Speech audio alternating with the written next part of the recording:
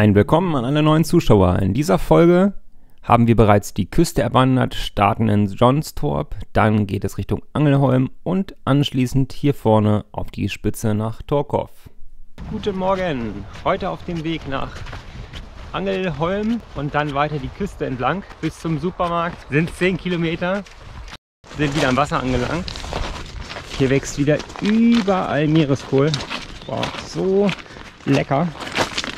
Ich habe jetzt direkt mal nachgefragt beim Naturschutzverbund oder sowas. Mal gucken, was die antworten. Das wäre echt mega, wenn wir den pflücken könnten. Guck mal, wie viel hier wächst. Hier ist es allerdings auch gerade ein Naturreservat oder Naturschutzgebiet.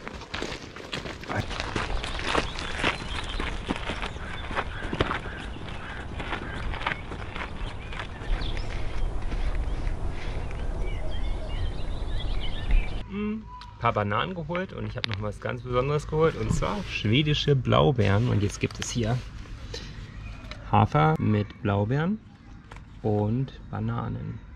Und wir haben noch einen kleinen Besucher hier.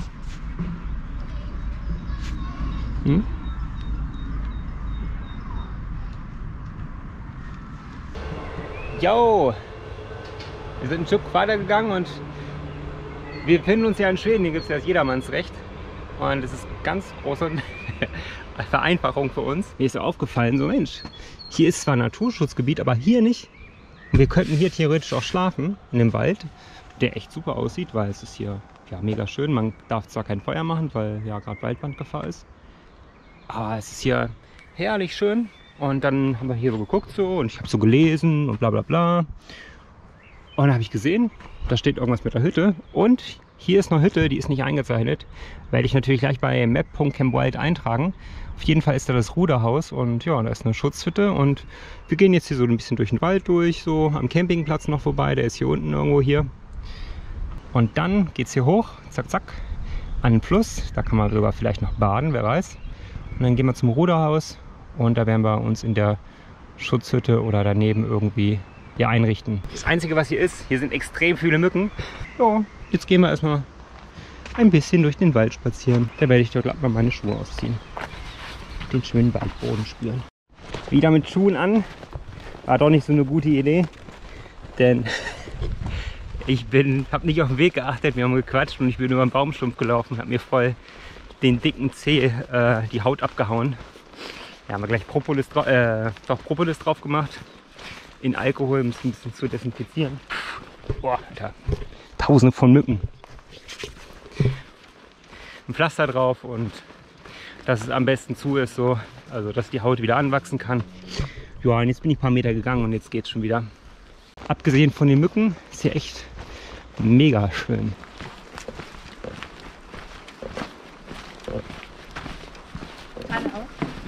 Ich weiß gar nicht, wo es lang geht, aber ich glaube geradeaus. Ich gucke gleich mal auf die Karte. Einmal noch bei Coop gewesen. Hatten leider keine Cappies. Aber sie hatten noch ein paar leckere Bananen. Ich bin wieder Bananen-hooked. Seitdem ich vorhin Bananen mit Hafer gegessen habe. Und wir haben richtig was Geiles. Und zwar die Erbsen. Bio-Erbsen für 2,49 oder sowas. Also für 2,50 € in etwa. Die Erbsen schmecken mega gut, weil die braucht man nicht erhitzen. Dann essen wir sozusagen frisch noch und die können wir mit der Hirse essen, die wir noch haben. Perfekt. Die sind bis nachher aufgetaut. Wir haben uns gerade ein bisschen gewaschen im Wasser. Ist ein bisschen dreckig, das Wasser. Aber man fühlt sich gleich viel besser. Ganzen Schweiß mal abgewaschen der letzten Tage. Und ich habe eben noch mal, Marina hat hier das Solarpanel noch mal drauf gehangen und hey, wir sind schon wieder bei 95%, fast voll der Akku, echt super. Also reicht aus, wenn immer mal wieder so ein bisschen Sonne kommt. Ja, und hier war eben einer.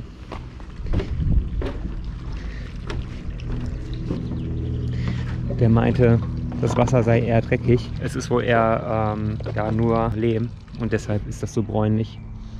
Aber es hat jetzt echt gut getan, einfach mal ganz kurz reinzuhüpfen. Ich habe mir hier so eine Plastiktüte drüber gemacht und ein Gummiband und dann habe ich sozusagen meinen dicken Zeh abgeklemmt, dass da nichts passiert, weil der sieht jetzt so aus, also doch ein bisschen ramponiert. Ja, aber es geht. Also es heilt wieder ab. In 2-3 Tagen ist es wieder komplett weg, denke ich mir immer. Oh, jetzt kommt die Sonne nochmal so schön.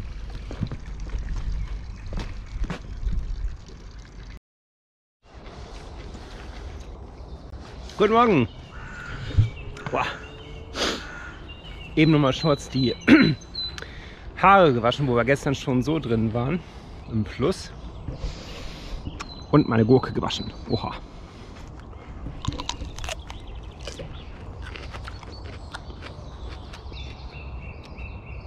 Vorne sieht man sogar noch den Mond. Kein Wölkchen am Himmel. Heute wird es richtig schön warm. Wir packen jetzt zusammen und dann machen wir uns auf den Supermarkt. Meinem Fuß geht es besser. Ich bin gestern noch wogegen gestoßen, aber ich kann eigentlich schon wieder relativ gut gehen.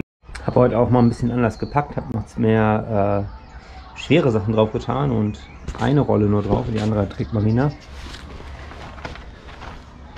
Ich hoffe mal, damit kann ich ein bisschen mehr Gewicht noch auslagern auf den Wagen und habe mal versucht, das doch ein bisschen mehr weiter unten zu platzieren. Gestern hatte ich relativ viel weit oben, das war ein bisschen schwer, habe ich auch in den Schultern gemerkt. Mal gucken, wie es heute ist. Zurück zum E6.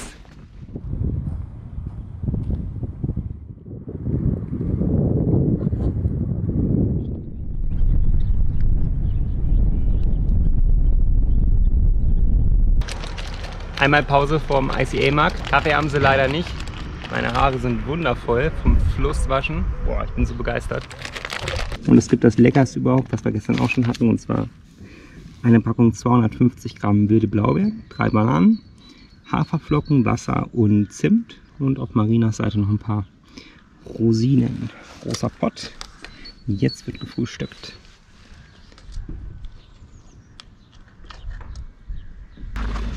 Hier wird noch ein Paket nach Hause geschickt mit Pigmenten,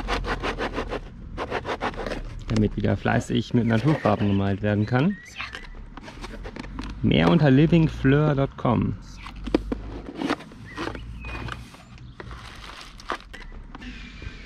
Und das Solarpanel lädt auch schon wieder fleißig.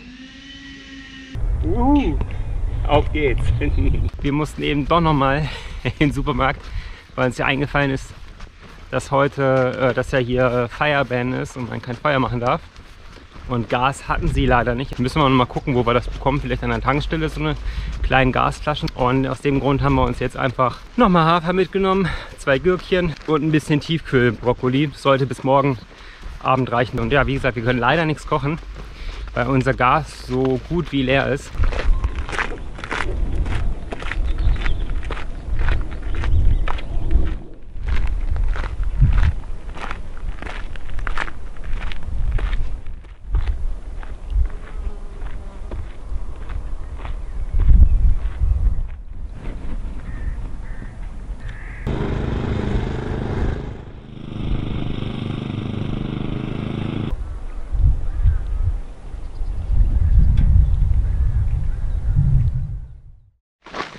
Nach dem Wohngebiet und sehr vielen interessanten Häusern, hier im Hintergrund die nautische Version mit rundem Dach. Also sehr interessant hier, sehr viele klassische Häuser, sehr viele ultramoderne Häuser. Geht es wieder weiter in einen sehr natürlichen Teil der Küste. Wie ihr vielleicht eben schon gesehen habt, mit dir auf dem Schild, waren es eben noch 45 Richtung Båstad. Und ja, wir haben noch 45 Kilometer Küstenlinie sozusagen vor uns und dann geht es ins Inland. Also noch ein paar Tage und ja, dann bin ich sehr gespannt, wie sich die Natur ändern wird. Mittagspause angesagt. Oh, Schultern, ey. Jetzt reicht's.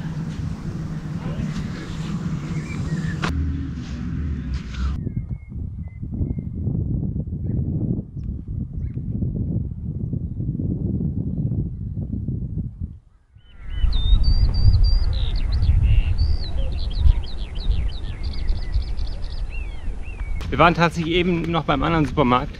Wir haben zufällig noch einen gefunden und da haben wir nochmal nachgefragt, ob es Feuerzeuggas gibt zum Nachfüllen unserer Gaskartusche. Ja, es gibt es, aber es war leider gerade ausverkauft. Hier links ist wieder so ein Zweiter Weltkriegsbunker, wie so oft an der ganzen Küste hier. Und hier direkt neben dem Naturreservat haben die ganzen Leute ihre Hütten hingebaut. Teilweise echt schön.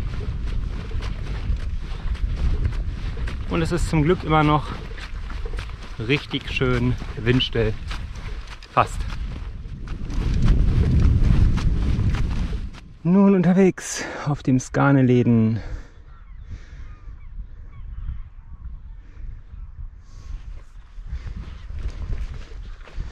Sind bei unserer Hütte angekommen. Die soll hier irgendwo sein. Bin gespannt. Jetzt reicht's mir. Genug gegangen. Na? Schalalala. La la. Weitesten ist die Isomatte. So? Ja. Oh, mit dem Rucksack komme ich auch kaum durch. Ich bin auch stecken geblieben. Ach, ich hänge da eben wegen einer Strippe. Und 1, 2, 3. Okidoki.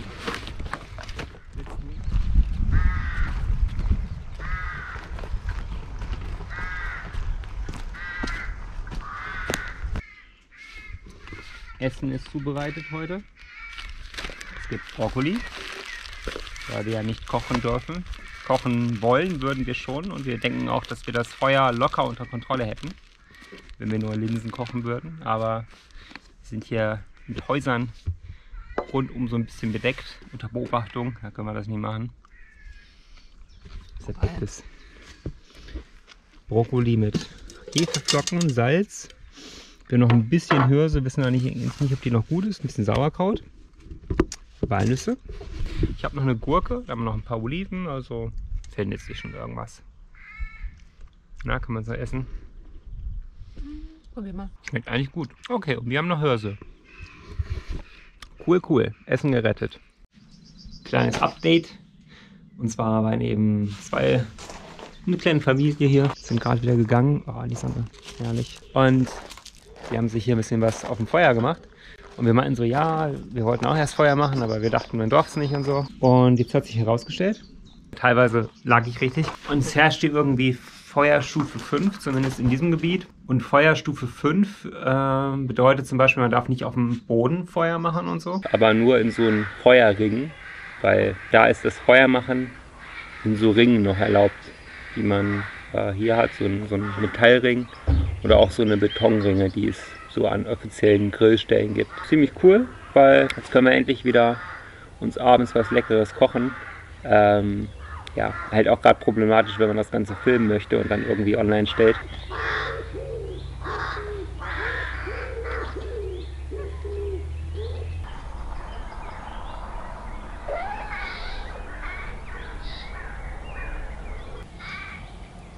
Da sieht man auch nochmal die Rabennester.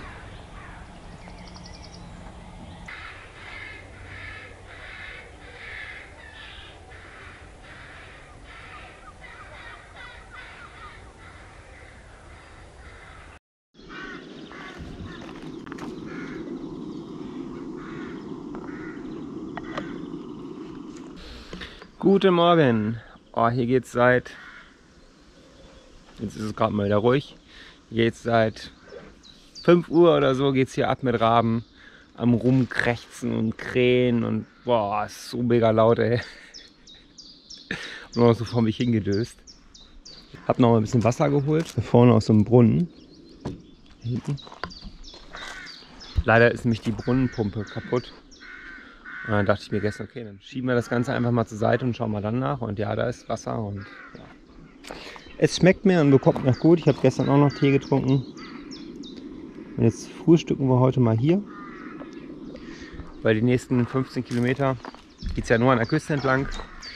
Ich glaube, da gibt es, zumindest sieht es auf der Karte so aus, keine Raststellen, wo man irgendwie mal so Pause machen könnte.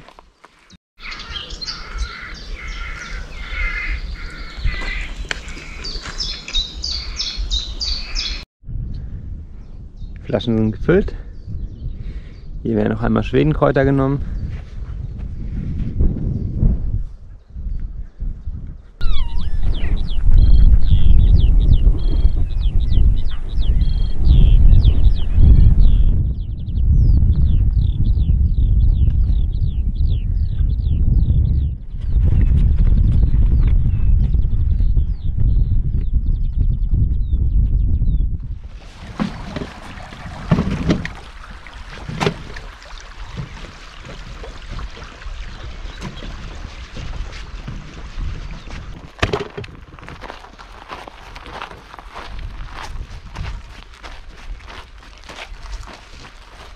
Ganz schön große Kuh, ganz schön hochgewachsen, ne? Bei uns kenne ich nur kleinere Kühe, von der Höhe her.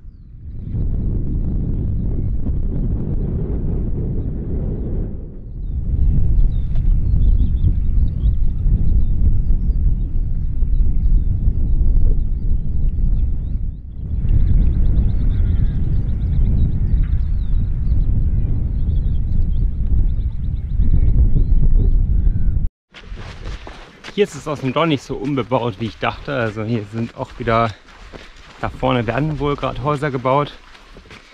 Und hier geht jetzt auch wieder ein Weg in eine kleine City rein, oder so ein kleines Dorf. Und ja, es erinnert doch sehr an Ostseeküsten, Nordseeküstenurlaub hier. Überall Dünen, Badestrände, ab und zu ein Naturschutzgebiet. Ja, und uns wurde gestern erzählt, dass das hier auch die Goldküste heißt, weil Grundstücke wohl Millionen kosten und die Leute dann Millionen nochmal ausgeben, um das Haus abzureißen, um ein neues zu bauen. Also, und das sind hier wohl auch alles nur Sommerhäuser, die sich hier befinden. Aber auf jeden Fall sehr schön hier. Beere, und hier wächst erstmal Stachelbeere, wild, einfach so am Wegesrand. Mega cool. Oh! Sieht aber auch gut aus. Nette Hütte.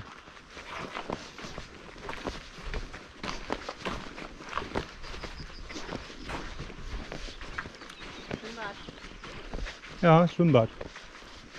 So auch immer. Ja, wir haben schon die Hälfte des Weges, also so 16 Kilometer für heute hinter uns. Und gehen jetzt nach Ramsjö in den Hafen. Eigentlich würde ich heute auch ganz gerne noch ins Wasser gehen. Mein Fuß ist auch besser. Der war ja ein bisschen, ich mich verletzt.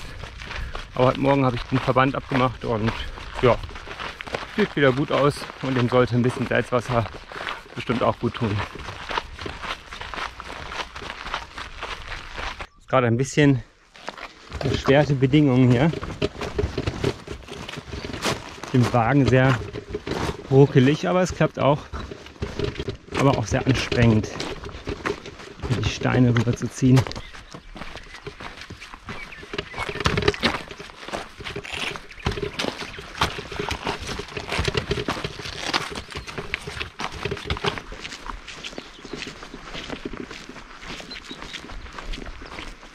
Das ist auch schön. Ja. Ein bisschen Dornen. Bisschen nass, der Boden vielleicht. Ich glaube, wir gehen zum Monument.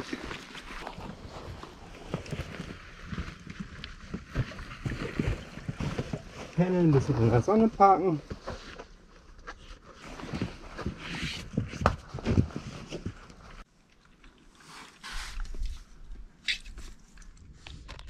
Die Wegelagerer machen sich wieder auf den Weg hier.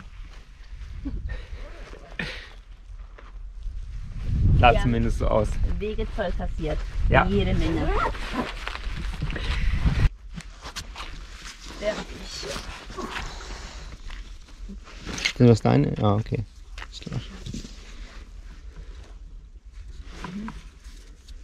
Zack. Und zack. Trockleu? Vielleicht so. Irgendwie so. Auf zum Supermarkt. Juhu!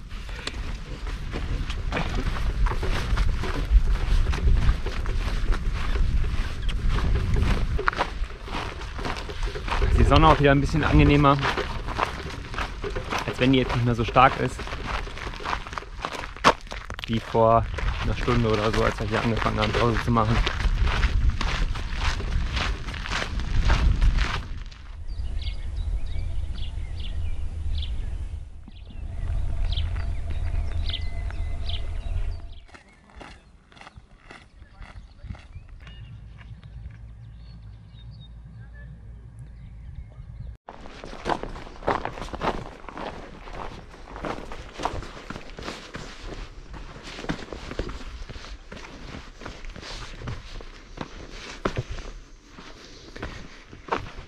Jo, wir sind angekommen an der Spitze von Torekov. Da ist die eine Insel noch, kann man rüberfahren mit der Fähre. Da geht es für uns weiter und von da kommen wir. Da hinten sieht man nochmal, wo wir hin wollten, auf diesen Höhenzug da. Da ist er vorbeigegangen.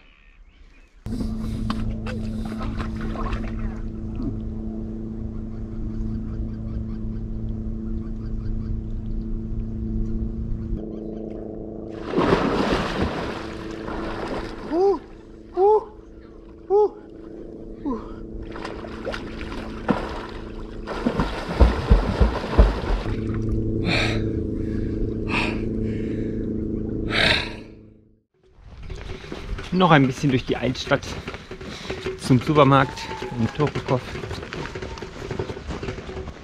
Hier waren eben noch so eine Ruinen angezeichnet, aber es sind wohl auch echt nur die Reste von irgendwelchen Ruinen, die da zu sehen sind.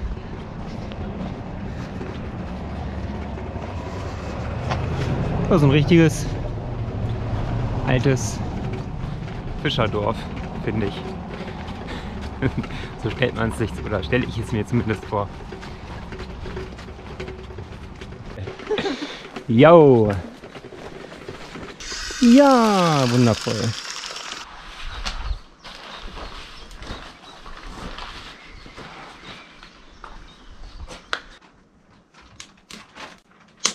Kartoffeln.